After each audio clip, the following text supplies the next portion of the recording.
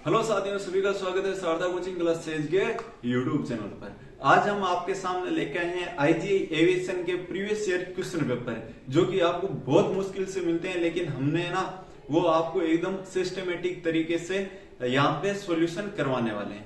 ठीक है, तो आज से ये अपना सिलसिला स्टार्ट हो गया है, तो आपको इसको पूरे ध्यान से देखना है और आप बताना कि आपको किस प्रकार लगेगा।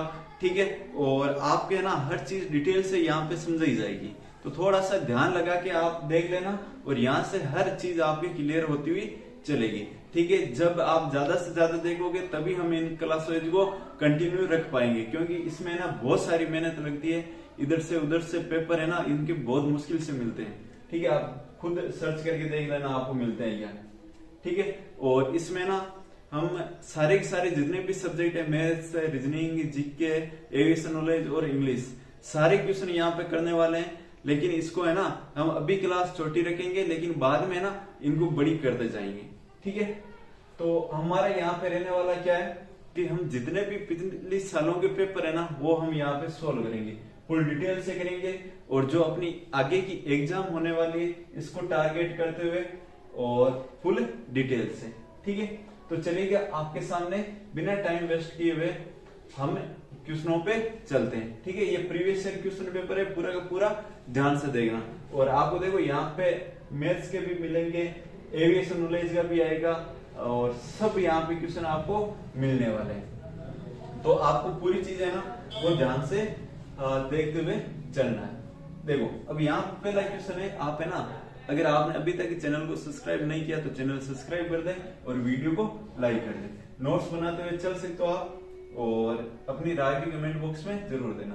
तो यहाँ पे ना पहला क्वेश्चन आपके, निम्नलिखित झीलों में से किस झील को भारत में एकमात्र तैरते द्वीपों की झील के रूप में, यानी कि तैरता हुआ जो द्वीप है वो कहां पे है। अब देखो ये आपके सामने इस प्रकार के ऑप्शन है। देखो यहाँ पे आता है लोकटक झील, इसका राइट आंसर हो जाएगा लोकटक झील। ये कहां पे, मणिपुर में। लोकटक झील कहां पे, मणिपुर में। और यहाँ पे एकमात्र है ना तैरता हुआ राष्ट्रीय पार्क है, एकमात्र तैरता हुआ राष्ट्रीय पार्क, एकमात्र तैरता हुआ राष्ट्रीय पार्क यानी कि नेशनल पार्क। ठीक है, एकमात्र तैरता हुआ नेशनल पार्क कहां पे, मणिपुर में, लोकटक झील पर है। और यहीं पे क्या पाया जाता है, डांसिंग डियर, डांसिंग डियर यानी नाचता हुआ हिरण कहां पे पाया जाता है, यहाँ पे कोई ऐसे डांस नहीं करता। अब देखो यहाँ पे क्या होता है कि ये देखो ये इस प्रकार यहाँ पे कुछ टापू होते हैं, या यहाँ पे इस प्रकार कुछ घास होती है, यहाँ पे हिरण है ना यहाँ से सीधा यहाँ पे छलांग मारता है, यहाँ पे छलांग मारता है, तो इसलिए यहाँ पे इसको डांसिंग डियर बोला जाता है। तो लोकटक झील कहाँ पे, मणिपुर में, एकमात्र तैरता हुआ नेशनल पार्क है, और यहाँ पे डांसिंग डियर पाया जाता है। ठीक है, और इस नेशनल पार्क का नाम क्या है, काबुल लामजाओ, काबुल लामजाओ। ठीक है, ये आपको यहाँ पे याद रखना है। ठीक है, रख लोगे तो काबुल लामजाओ कहाँ पे, मणिपुर में, लोकटक झील पर है, एकमात्र तैरता हुआ राष्ट्रीय पार्क है यहाँ पे, और यहाँ पे डांसिंग डियर पाया जाता है। ठीक है, अब यहाँ पे बात करें चिल्का झील, तो चिल्का झील कहाँ पे आपके, ओडिशा में। कहां पे, ओडिशा। ओडिशा में क्या है, चिल्का झील है। ठीक है, और खारे पानी की, खारे पानी की, खारे पानी की झील है, किसकी है, खारे पानी की झील है आपके। और ये क्या है, भारत की सबसे बड़ी, भारत की सबसे बड़ी लेगून झील, भारत की सबसे बड़ी लेगून झील और भारत की सबसे बड़ी खारे पानी की झील कौन सी है, चिल्का झील है, जो कि कहां पे आपके, ओडिशा में। ठीक है, अब बात करें कोल्लेरू, तो कोल्लेरू मीठे पानी की झील है, किसकी है, मीठे पानी की, मीठे पानी की झील है कोल्लेरू। और ये कहां पे, आंध्र प्रदेश में, कहां पे, आंध्र प्रदेश में। तो ये आपके कॉन्सेप्ट क्लियर हुआ होगा। अब आपके बात करें पुलिकट झील की, पुलिकट झील, तो ये कहां पे है, पुलिकट झील, कलर चेंज कर लेते हैं यहाँ पे, पुलिकट झील ये है आपके दूसरी सबसे बड़ी खारे पानी की झील। दूसरी सबसे बड़ी खारे पानी की झील कौन सी है? पुलिकट झील। ठीक है, याद हो जाएगा, दूसरी सबसे बड़ी खारे पानी की झील। और ये कहां पे? आंध्र प्रदेश, आंध्र प्रदेश और तमिलनाडु, आंध्र प्रदेश और तमिलनाडु की सीमा पर है। देखो पूरा पोस्टमार्टम करते हुए चलना है ताकि आपके आगे पेपर में यहां से सवाल फंसेंगे। आंध्र प्रदेश और तमिलनाडु की सीमा पर। ठीक है, तो इतनी सारी चीजें आपके यहाँ पे क्लियर हुई होगी। ठीक है, तो देखो ये आपके सवाल था, ये ऑप्शन हो गया, यहाँ पे पोस्टमार्टम हो गया। लोकटक झील मणिपुर में, यहाँ पे एकमात्र तैरता हुआ नेशनल पार्क है, यहाँ पे डांसिंग डियर पाया जाता है। और इस पे कौन सा है? काबू लामजाओ नेशनल पार्क है। और चिल्का झील की बात करें तो ओडिशा में है और खारे पानी की सबसे बड़ी झील है और भारत की सबसे बड़ी लेगून झील हो जाएगी। कोलेरू झील है वो आपके मीठे पानी की झील है और ये कहां पे? आंध्र प्रदेश में। और पुलिकट है वो खारे पानी की दूसरी सबसे बड़ी झील और आंध्र प्रदेश और तमिलनाडु की सीमा पर है। चलिए नेक्स्ट क्वेश्चन है CAAS। ये देखो एस कभी आपके साथ लगा आ सकता है और नहीं भी आ सकता है, इसका कोई मतलब नहीं होता। तो आपके इस प्रकार आया था CAAS का पूरा नाम बताइए। देखो अब इसके आपके फुल फॉर्म पूछिए तो इसकी हो जाएगी civil aviation authority. Civil aviation authority ये किसकी है? CAA की फुल फॉर्म है, CAA। ठीक है, CAA बोलो या CAAS बोलो, ये फुल फॉर्म होगी। Bureau of civil aviation authority ये किसकी है? BCAS। BCAS की फुल फॉर्म क्या है? Bureau of civil aviation. Airport authority of India ये किसकी है? AAI।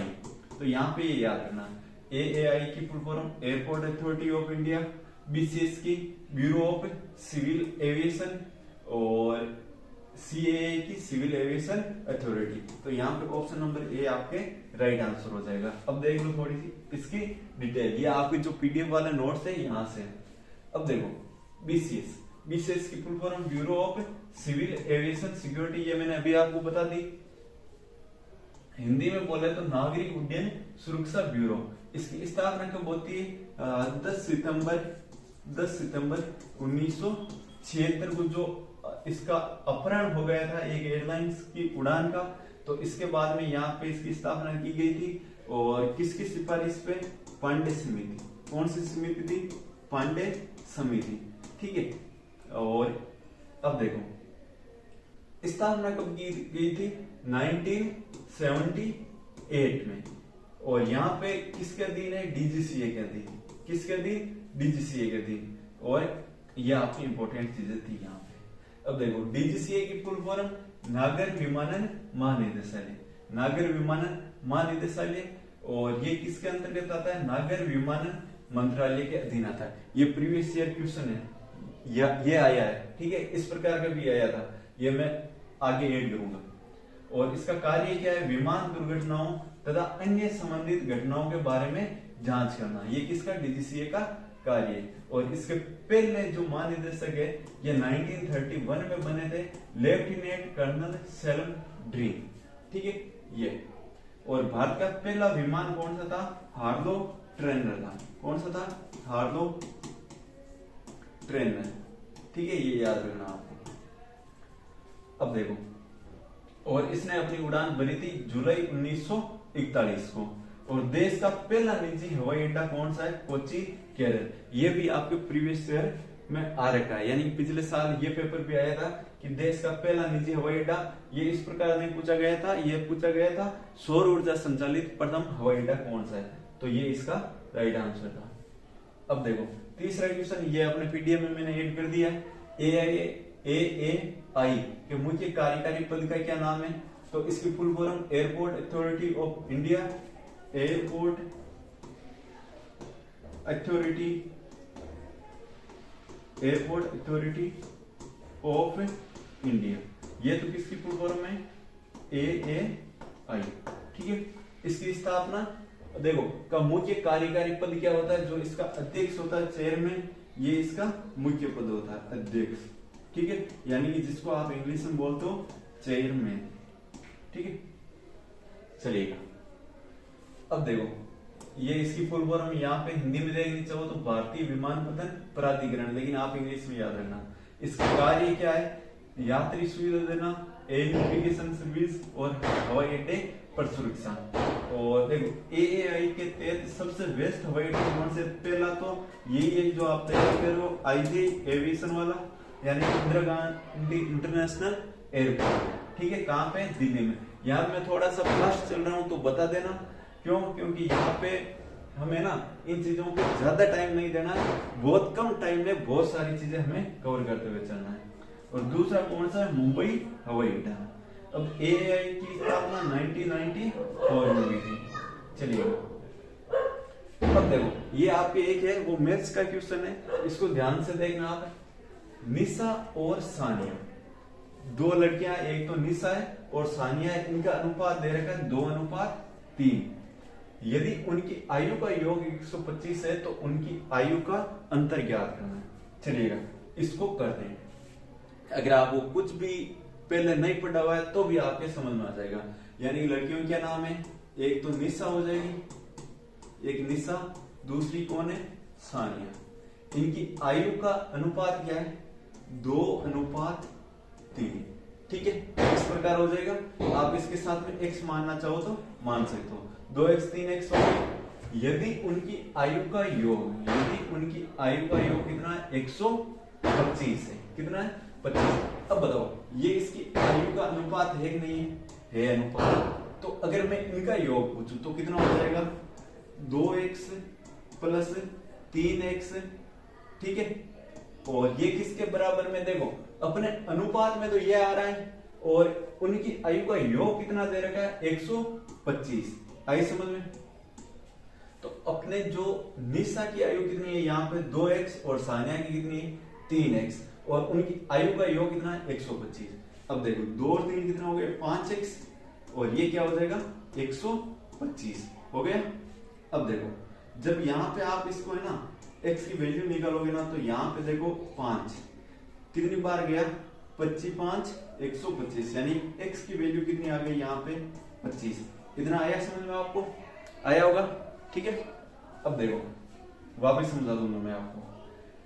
अब उनकी आयु का अंतर क्या है, यानी अंतर पूछ रहा है, अंतर, अंतर किसकी, निशा और जो सानिया है, इनकी आयु का अंतर पूछ रहा है। अब देखो सानिया की कितनी है, 3x माइनस, और निशा की कितनी है, 2x, और ये हमें पूछना है, ज्ञात करना है। तो अब देखो 3x में से 2x गए तो कितना बचा, 1x, ठीक है, 1x, ठीक है। इतना बचा कि नहीं बचा, बच गया, ठीक है। अब x की वैल्यू अपने पास कितनी आई, 25। तो अंतर एक पूछा है, तो ये क्या हो जाएगा, 1 गुणा 25 कितना हो जाएगा, 25 से, ठीक है। तो यहाँ पे आपका राइट आंसर क्या हो जाएगा, 25 से।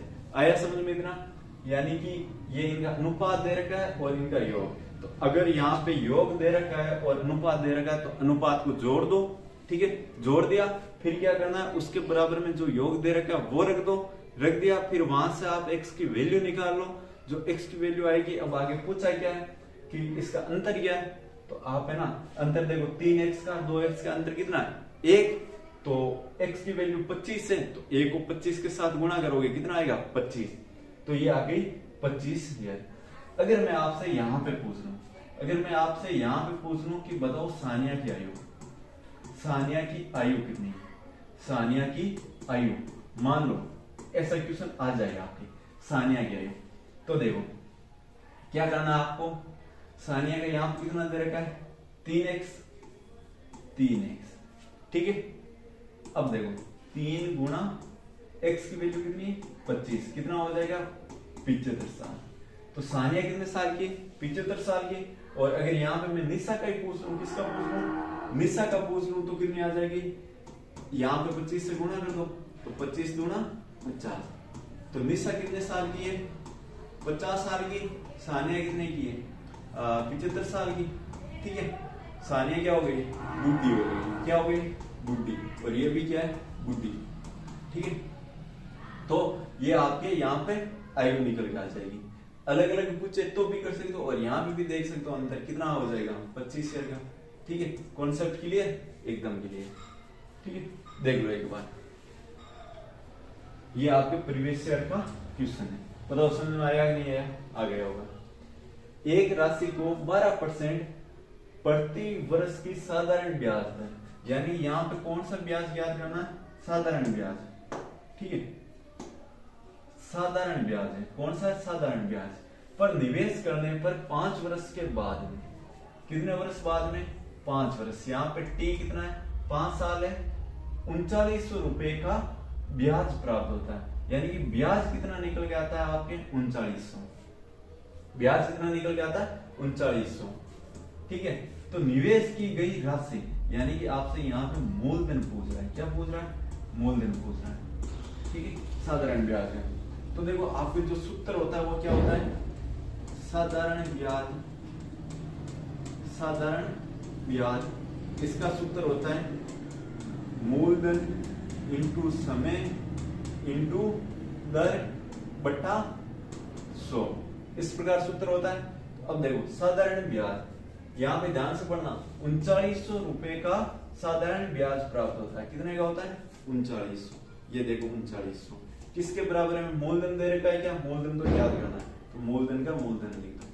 समय दे रखा है, समय देखो 5 साल दे रखा है, कितना, 5, और दर कितनी दे रखी है, 12% प्रति वर्ष, तो कितना आ जाएगा, 12 बट्टा 100 हो जाएगा इस प्रकार। अब देखो यहां से काट दो, कितनी बार गया, 20 बार, और यहां से काटो, देखो यहाँ पे 10 कर दो और यहाँ पे 6 कर दो, इसलिए काटा मैंने क्योंकि ये 0 डायरेक्ट यहाँ पे इसके साथ ऐड हो जाएगा, आया समझ में। अब देखो 6 का काटो यहाँ पे, 6 का यहाँ पे काट दो, 6 का 6 छंग 36 और बच्चे 3 30 हो गया, तो 6 पंजे 30 हो जाएगा, ठीक है। और ये 0, तो 650 बराबर मूलधन बट्टा 10, ठीक है, 10 कितना, 10, यहाँ पे आप गुणा करोगे, ये देखो ये गुणा करोगे तो 6500 रुपए निकल के आ जाएगा वहां पे, ठीक है, आया समझ में। तो यहाँ पे ऑप्शन नंबर बी इसका राइट आंसर है, ठीक है। अगर आपको ये अब भी समझ में नहीं आ रहा है तो आप बता देना, मैं आपके लिए क्लासेज लगा दूंगा, ठीक है। ये इस प्रकार देखो, साधारण ब्याज का सूत्र मूलधन इंटू समय इंटू दर बटा 100 होता है, जो मान दे रखा है वो आप रखते जाना। यानी कि सीधी सी बात है, मूलधन वो होता है जो हम किसी को उधार देते हैं, यानी कि मैं किसी को 5000 रुपए दे रहा हूं, तो मूलधन कितना है, 5000। अब 5000 में कितने साल के दे रहा हूं, वो टाइम हो जाएगा, कितने दर पे दे रहा हूं, यानी कितनी ब्याज रेट कितनी है उसकी, वो हो जाएगा, ठीक है। और ये आपके सवाल हो गया। अब देखो निम्नलिखित में से भारत की सबसे बड़ी मीठे पानी की झील, तो मीठे पानी की झील पूछे तो कौन सी है, वुलर झील, और वुलर झील कहाँ पे, जम्मू कश्मीर में, जम्मू कश्मीर में, ठीक है।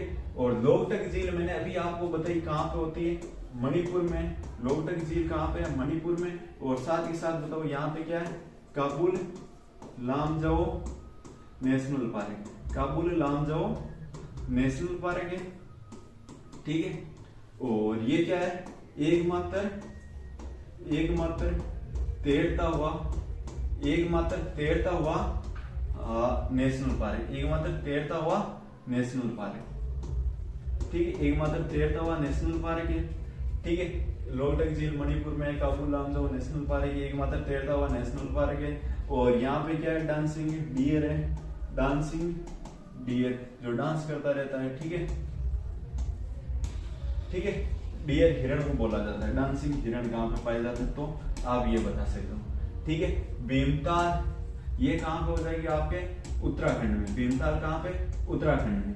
देखो जितनी भी ताल वाली जिला है ना, ये कहाँ पे आएगी, उत्तराखंड में, भीमताल, नैनीताल, ठीक है, ये कहाँ पे आएगी, उत्तराखंड में, ठीक है। आया समझ में। लोकटक मणिपुर में, ये इस प्रकार आपके हो जाएगी। और ये सबसे बड़ी मीठे पानी की झील है, ठीक है। तो ये इतनी सारी चीजें आपको याद रखनी है। और एक आप बताना, मैं अगली क्लास में बता दूंगा आपको, जितने भी नाग या नागिन शब्द आए ना, ये चीजें आपको कहां पे देखने को मिलेगी, ठीक है। 2-4 उदाहरण लिख के भी आप बता देना। चलिए, तो ये चीज आपको क्लियर हुई होगी कि सबसे बड़ी मीठे पानी की झील कहां पे, वुलर झील है जम्मू कश्मीर में, ऑप्शन नंबर सी राइट है। और बाकी इनकी डिटेल यहाँ पे है। अब देखो, निम्नलिखित में से किस उपकरण का प्रयोग प्रत्यक्ष या प्रत्यावर्ती विद्युत धारा को मापने के लिए किया जाता है। यानी कि प्रत्यावर्ती विद्युत धारा, ये बात कर रहा है एसी की। एसी की कर रहा है या डीसी की कर रहा है, बताना, ठीक है। प्रत्यावर्ती धारा को मापने के लिए किया जाता है, इसको एसी बोलते हैं, ठीक है ना। अब देखो, यहाँ पे इसका राइट आंसर क्या हो जाएगा, एमीटर। क्या हो जाएगा, एमीटर। अब देखो यहाँ पे एमीटर, एमीटर का प्रयोग कहां पे किया जाता है, विद्युत धारा को मापने। विद्युत धारा का मापन विद्युत धारा का मापन किससे किया जाता है, एमीटर से किया जाता है, ठीक है। और दूसरा देखो, विद्युत धारा की जो इकाई है, विद्युत धारा, इसकी इकाई क्या है या इसका मात्रा क्या है, एम्पियर। क्या है, एम्पियर, एम्पियर, ठीक है। विद्युत धारा का मात्रा एम्पियर है और एमीटर द्वारा मापा जाता है इसको। और अगला आता है आपके volt meter. Volt meter, volt meter से क्या मापा जाता है, आपके जो वोल्टेज होता है वो मापा जाता है। क्या मापा जाता है, वोल्टेज। और इसको हमेशा है ना समांतर क्रम में लगाया जाता है, समांतर क्रम। यानी कि 2 क्रम होते हैं आपके, एक तो श्रेणी क्रम होता है, श्रेणी क्रम होता है, और दूसरा क्या होता है, समांतर क्रम, ठीक है। अगर आपके ये एक ही लाइन में इस प्रकार चल रहे हैं ना, इस प्रकार, तो ये तो कौन सा आ जाएगा, श्रेणी क्रम। और अगर ये आपके इस प्रकार हुआ, इस प्रकार हुआ, ठीक है, ये इस प्रकार चल रहे हैं, ये कौन सा आ जाएगा, समांतर क्रम। और समांतर क्रम ज्यादातर घरों में यूज किया जाता है। जो घरों में आपके लाइटिंग की व्यवस्था होती है ना, वो किस में होती है, समांतर क्रम में, ठीक है। अगर आपसे पूछे कि श्रेणी क्रम और समांतर क्रम, इन दोनों में से बेस्ट कौन है, श्रेणी क्रम और समांतर क्रम में बेस्ट कौन सा है, तो ये है समांतर क्रम। क्यों, क्योंकि मान लो यहाँ पे ये तार खराब हो गए इतना सा, तो अब बताओ आगे करंट जाएगा क्या, नहीं जाएगा। अब देखो, मान लो ये है, ये खराब हो गया, लेकिन करंट इधर तो आएगा ना, तो ये काम करेगा। यानी कि यहाँ पे एक युक्ति काम करना अगर बंद कर देना, तो ये पूरा खराब हो जाएगा, यानी पूरा बंद हो जाएगा, लेकिन यहाँ पे इसका कोई प्रभाव नहीं पड़ेगा। अगर ये खराब हो गया तो ये अपने आप यहाँ पे काम करता हुआ चलेगा, ठीक है। तो ये है। अब ओम किसका है, ओम है आपके प्रतिरोध का मात्रक। किसका मात्रक है, प्रतिरोध का।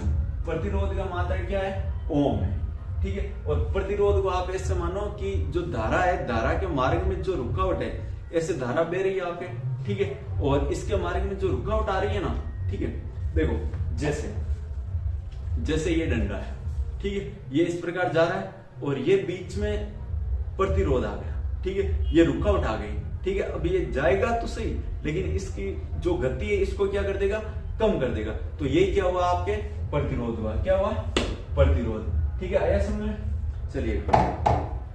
तो आप इसको ध्यान रखना।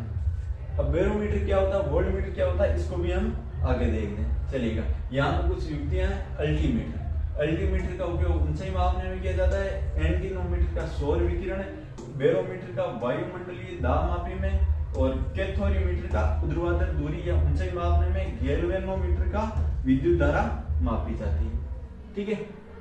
चलिए, अब देखो, घूर्ण की वह अवस्था जिसमें सभी शारीरिक भागों की पहचान हो सके कहलाता है। क्या कहलाता है, तो ये कहलाता है आपके गर्भ। क्या कहलाता है, गर्भ कहलाता है, ठीक है, गर्भ कहलाता है। अब देखो, ये देखो, ये यहाँ पे बच्चा बन रहा है कि नहीं बन रहा है, ये देखो, ये जो आपके यहाँ पे बच्चे का निर्माण हो रहा है, किसका, बच्चे का निर्माण हो रहा है। और जब इसके ना घूर्ण की वह अवस्था जिसमें सभी शारीरिक भागों की पहचान हो सके, यानी कि इसका हाथ रहा, ये इसके पैर रहे, ये देखो, और ये इसके कान रहे, ये इसके सिर रहा, ठीक है, और ये इसकी कमर रही, ये इसका पेट रहा। तो अब बताओ इसके शरीर के सभी भागों की पहचान हो रही है कि नहीं हो रही है? तो ये क्या कहलाता है? ये कहलाता है भूरण। क्या कहलाता है? भूरण। ठीक है, आई इतनी चीज समझ में। और अब बताना, भूरण को है ना, वो पोषण कहां से मिलता है? भूरण को पोषण कहां से मिलता है? ये आपके लिए क्वेश्चन है, आप बताना। ठीक है, अब देखो युग्मनज क्या होता है? देखो, एक होता है अंडाणु, चलो इसको पूरा ही आप समझ लो एकदम। ठीक है, देखो जनन, क्या? जनन, जनन यानी कि जिसको बोला जाता है सेक्स। ये दो टाइप के होते हैं। कितने टाइप के होते हैं मैं आपको है ना सीधे सीधे बता देता हूँ। एक होता है लैंगिक जनन, लैंगिक, और दूसरा हो गया आपके अलैंगिक। दूसरा कौन सा हो जाएगा? अलैंगिक। लैंगिक और अलैंगिक जनन। ठीक है, सेक्सुअल, सेक्सुअल और एसेक्सुअल, एसेक्सुअल। ठीक है, आपको बेसिक से अभी थोड़ा सा जल्दबाजी में बता रहा हूं क्योंकि आपका टाइम खराब नहीं है। अब देखो, इसमें तो क्या होते हैं, नर और मादा दोनों भाग होते हैं, यानी कि जिसमें दो जीव होते हैं वो कौन सा हो गया? लैंगिक जनन। ठीक है, और अलैंगिक क्या हो गया? जिसमें केवल एकल जीव, केवल एकल जीव ही भाग ले, उसे क्या बोलते हैं? अलैंगिक जनन। जो देखो मानव, कुत्ता, गद्दा, ये जनन करते हैं, वो किस में आएंगे? लैंगिक जनन में। यानी देखो हमारे यहाँ पे थोड़ा सा डीजे बज रहा है, तो इस कारण मैं आपके है ना क्लास थोड़ी सी जल्दी कर रहा हूँ क्योंकि वो कॉपीराइट का दिक्कत है, आवाज आपके वो आ रही होगी इसमें। और अलैंगिक में जितने भी छोटे सारे जीव है इनको मैं आपको अलग से पढ़ाऊंगा, तब बताऊंगा पूरा का पूरा। ठीक है, जो पैरामीशियम वगैरह ये इसमें आ जाएंगे। ठीक है, अब युग्मनज क्या होता है? अब देखो, नर हुआ, मादा हुआ। नर का क्या आता है? शुक्राणु आता है, नर का शुक्राणु आता है, और मादा का अंडाणु आता है। ये दोनों जो मिलते हैं ना, इसको क्या बोलते हैं? युग्मनज बोलते हैं। और मिलने की जो क्रिया है, जो मिलने की क्रिया, इसको क्या बोलते हैं? मिलने की क्रिया को बोलते हैं आपके निषेचन। क्या बोलते हैं? निषेचन। यानी कि देखो, ये अंडाणु है और ये शुक्राणु, ये दोनों आके मिल गए। ठीक है, ये तो क्या बन गया? युग्मनज बन गया। क्या बन गया? युग्मनज बन गया। अब देखो, यहां से अंडाणु आ रहा है, यहाँ पे ये शुक्राणु आ रहा है। ठीक है, ये दोनों आके यहाँ पे मिल रहे हैं। ये किस प्रकार मिल रहे हैं? ठीक है, ये क्या कहलाता है? ये निषेचन कहलाता है। ठीक है, चलिएगा, आया इतना समझ में? तो यहाँ पे राइट आंसर हो जाएगा गर्भ। चलिए, मनीषा अपने घर से शुरुआत करते हुए 4 किलोमीटर पूर्व की ओर चलती है। यानी कि यहाँ पे आपको दिशा का ज्ञान होना चाहिए। उत्तर, दक्षिण, पूर्व, पश्चिम। यानी कि उत्तर के आगे क्या आएगा? पूर्व। तो चलिएगा, ये मनीषा, ये मनीषा का है घर। यहां से शुरुआत करते हुए 4 किलोमीटर पूर्व की ओर चलती है। आपको जितना देर का उतना आराम से पढ़ना है। 4 किलोमीटर चल गए, ठीक है। उसके बाद वे दाईं ओर मुड़ती, दाईं ओर। देखो, ये है मेरा दायां और ये बायां। ये देखो बी बन रहा है, ये डी बन रहा है। अरे यहाँ पे अगर मैं ABCD लिखूं, देखो A B C D, ये यहाँ पे A छोटा कर दूं। अब देखो, ये तो B और ये है D, एक नहीं है। तो D फॉर दायां और B फॉर बायां। अब बताओ, अब इसका इधर जा रही है। अब बताओ, इधर दायां होगा नहीं होगा? इधर, ठीक है। तो ये इधर मुड़ती है और 3 किलोमीटर चलती। कितनी आ गई? 3 किलोमीटर आ गई। उससे पुणे वापस जाने में कितना न्यूनतम दूरी तय करनी पड़ेगी? यानी कि ये सीधी दूरी पूछ रहा है। क्या पूछ रहा है? सीधी दूरी। तो बताओ इस प्रकार होगी कि नहीं होगी? ये पेपर है तो मैं आपको थोड़ा सा जल्दी सोल्व करवा रहा हूं। देखो, यहाँ पे इस प्रकार सूत्र होता है, कर्ण का स्क्वायर बराबर आधार स्क्वायर प्लस लंब स्क्वायर। ठीक है, तो यहाँ पे कितना है? ये देखो 4 किलोमीटर दे रहा है, तो 4 का स्क्वायर। देखो, थोड़ा सा डीजे की आवाज तेज हो गई तो मैं आपके जल्द कर रहा हूँ। 3 का स्क्वायर, तो यहाँ पे आप इसका निकालोगे ना तो 16 और 9, कितना आ जाएंगे 25। और जब आप ये इसका स्क्वायर हटाओगे ना तो यहाँ पे निकल के करंट कितना आएगा जाएगा 5। ठीक है, और ये आपके इसका राइट आंसर हो जाएगा। चलिए कर लेना, हम आराम से करेंगे। अभी थोड़ा सा इसको जल्दबाजी में करने की कोशिश कर रहे हैं, थोड़ी सी प्रॉब्लम हो रही है यहाँ पे। यदि किसी सांकेतिक भाषा में बी आर को वाई आई बोला जाता है, बी आर को क्या बोला जाता है, बी आर को बोला जाता है आपके वाई आई। ठीक है, तो उसी सांकेतिक भाषा में टी यू को बोला जाएगा, यानी कि उसी सांकेतिक भाषा में, यानी यहाँ पे कुछ आएगा और उसको बोला जाएगा। देखो ये पूछ रहा है इसका कि टी यू है वो आप किसको बोलोगे, यहाँ पे क्या शब्द आएगा, यहाँ पे क्या आएगा। तो देखो बी आता 2 पे, आर आता है 18 पे, वाई आता 25 पे, आई आता है 9 पे। देखो बी का उल्टा दिखाई दे रहा है मेरे को वाई, यानी कि यहाँ पे उल्टा चल रहा है। ठीक है, और आर आई यहाँ पे भी उल्टा होता है। अब इसीलिए किस प्रकार याद करनी है, अगर आपने थोड़ी बहुत रीजनिंग पढ़ी है तो आप कर लोगे, नहीं मैं आपको सिखा दूंगा। ये इसका उल्टा होता है। तो अब इसका उल्टा देखो, टी का उल्टा होता है जी, और यू का होता है एफ। तो जी एफ, ये आपके यहाँ पे राइट आंसर हो जाएगा, समझे। यानी कि ये इसका उल्टा कर रहा है, तो इसका उल्टा बता दो आप, ये आपको कॉन्सेप्ट लग गया। तो आज 10 क्वेश्चन करते हैं और बाकी क्या करेंगे आगे हम धीरे धीरे करते जाएंगे। तो आपको है ना कैसी लगी क्लास, कमेंट बॉक्स में बताना, और मिलते हैं नेक्स्ट वीडियो में। धन्यवाद, जय हिंद, जय भारत।